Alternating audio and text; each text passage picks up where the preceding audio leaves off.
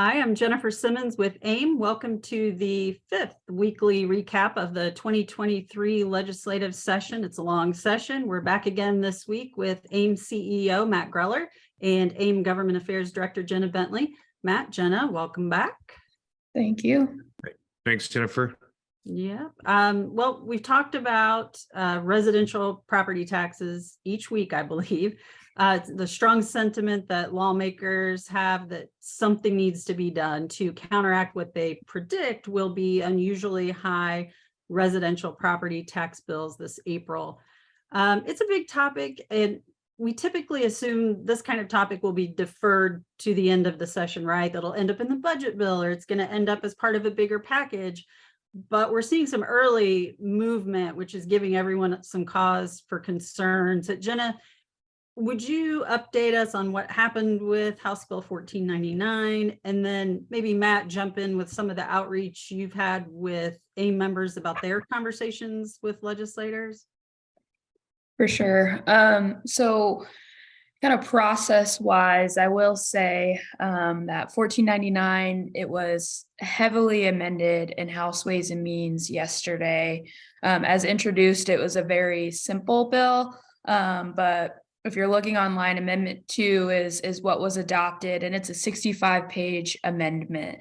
And so in talking to some of the fiscal staff, they took the approach that we're going to throw into this amendment a bunch of concepts because we still have a data issue. We don't know what these final property tax bills are going to look like, but the expectation is that the Senate isn't going to send anything over on property taxes. So the House felt like, all right, let's throw these ideas into one amendment, into one bill to get the discussion going. So you'll see a number of provisions, from lowering the 1% property tax cap to adjusting the MLGQ, to dealing with the supplemental deduction. So there's a lot in there. Because it was an amendment, there was no fiscal with it yet. That'll hopefully be coming this week. And that will give us a better indication of, all right, what's the impact of these, 5 to 7 provisions on local units of government. I think some areas got better. Some are kind of a question mark, quite frankly, without all of the data. And so that bill was voted out of House Ways and Means. And so it will go to the floor for second reading and third reading. But Chairman Thompson indicated at the kind of beginning and end of the committee that this really is a conversation starter. To your point, Jennifer, that this is going to be, along with the budget, a conversation that goes into late April. Mm-hmm. So while there is that bill moving and we're still assessing the full impact, this is still going to be a session-long conversation. Matt, is that consistent with your conversations with members and legislators?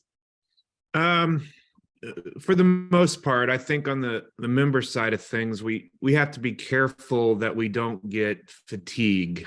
This is going to be an issue that, like Jenna mentioned, that we have conversations about from now, probably every day of session until the very end. I wouldn't be surprised if this was one of the last 1 or 2 issues debated as the General Assembly winds down its work.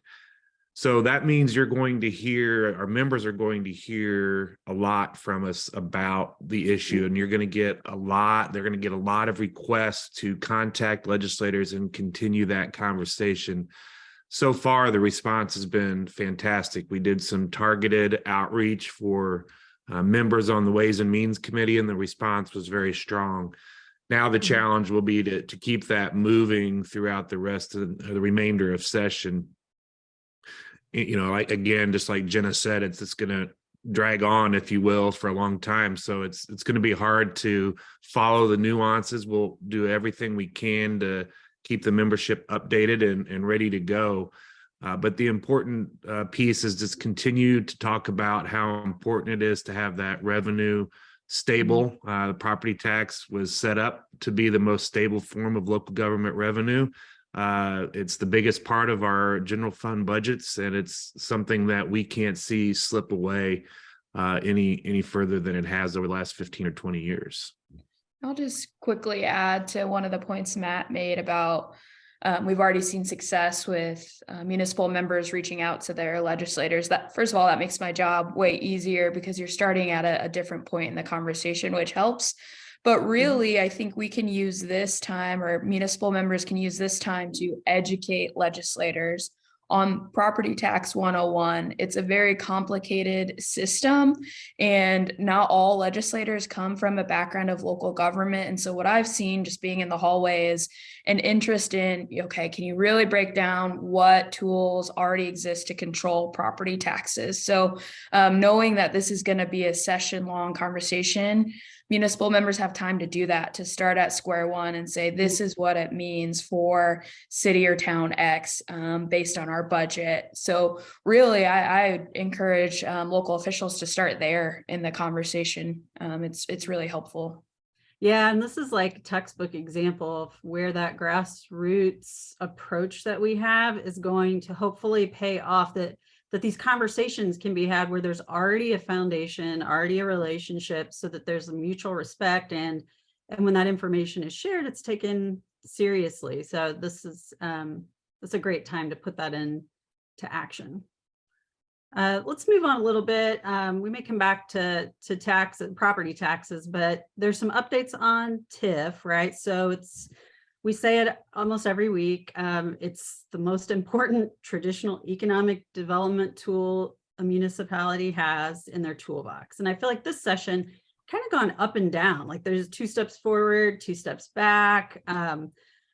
Jenna, just like, what's the lay of the land on TIF? There are a couple of things happening out there. I feel like this week I was having kind of parallel but 2 very different conversations on TIF. So kind of starting with the bill that gives us concerns. House Bill 1085 is a bill that was heard in Ways and Means last week and will be on the calendar again Monday. And what that bill does is requires an automatic pass-through of 20% to schools. And that's not a pass-through of AV, that's cash on the front end of a project. And then it also requires a voting school board member be added to the RDC. So for a municipal RDC made up of 5 members, the 3 appointments that the mayor gets, one of those would have to be a school board member. So on one hand, we're having this conversation and sharing Ames concerns about, we're not asking for a voting member on their school boards. Economic development really is a huge priority for municipal leaders. So we want to make sure we can continue to manage that growth appropriately.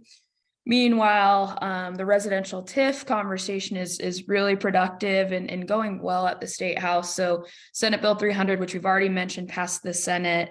House Bill 1081 is going to mirror what Senate Bill 300 does in terms of removing that 1% cap and then removing the school board approval of residential TIF. So we've had a lot of productive conversations with House Local Government Committee members about why that's important, ensuring that housing projects aren't stalled. So that's back on the calendar for Tuesday. So again, we appreciate the flexibility in the conversations around residential TIF, but kind of bridging that with traditional TIF has been an interesting kind of line to walk this week. And we've had productive conversations with members of Ways and Means on 1085. But like I said, it is scheduled for amend and vote on Monday. So kind of expecting that this language could pass out of Ways and Means, but if a municipal member has a legislator on Ways and Means, encouraging them to reach out about why these guardrails is what the committee members are calling them, maybe aren't appropriate for TIF generally. Yeah. I would just add on the reaching out grassroots part, Jenna, and correct me if I'm wrong, if you think so.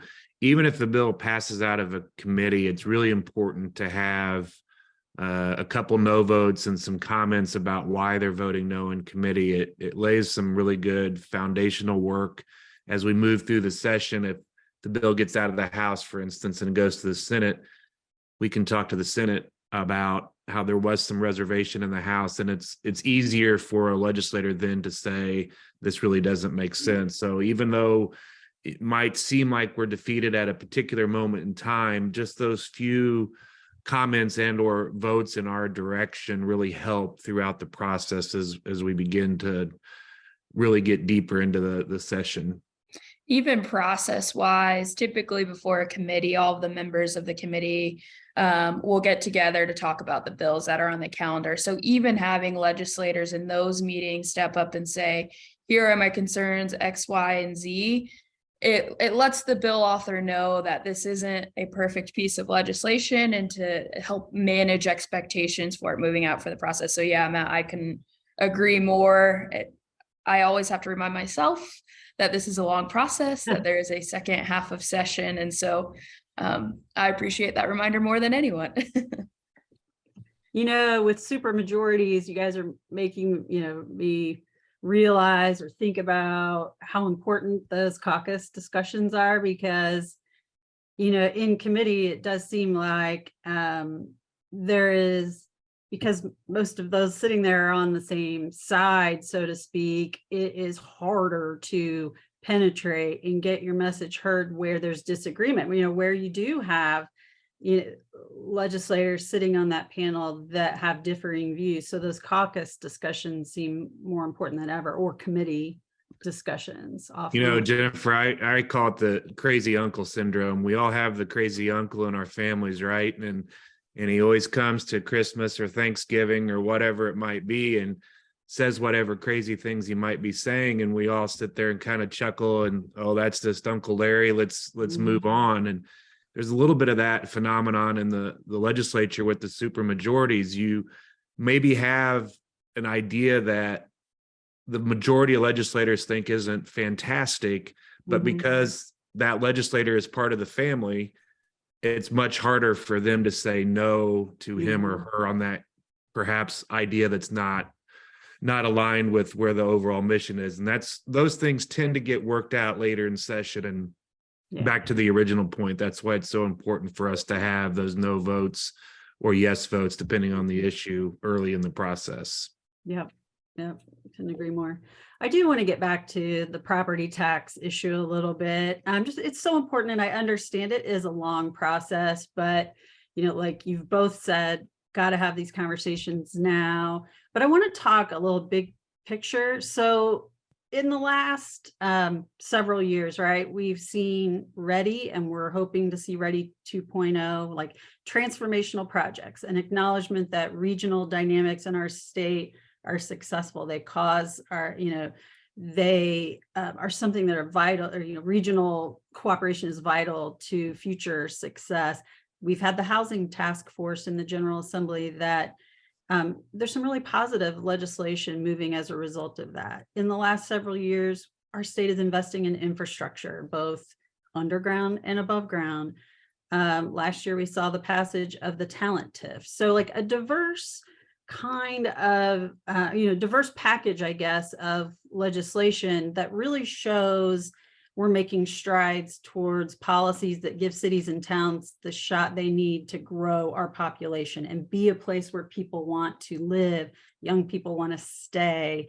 So we've got that. And then there are these ongoing debates we have about revenue that threaten to impact all these great strides I mentioned. So I guess both of you, Matt, starting with you, when you talk to legislators, do you get the sense that they feel this pull, that they understand the strategic concerns we have, that when we start to threaten such a vital source of revenue like property taxes, that we really could go backwards on these things that we're trying to accomplish and that we've, been working so hard on? I do, but let me back up first. I've been thinking about this quite a bit the last few weeks, Jennifer. Everything's cyclical, right, in the legislature. In the early 2000s, we saw some pretty aggressive attacks on local government. We saw banked levies being taken away. Most of our members probably don't even know what that is because they weren't in office then.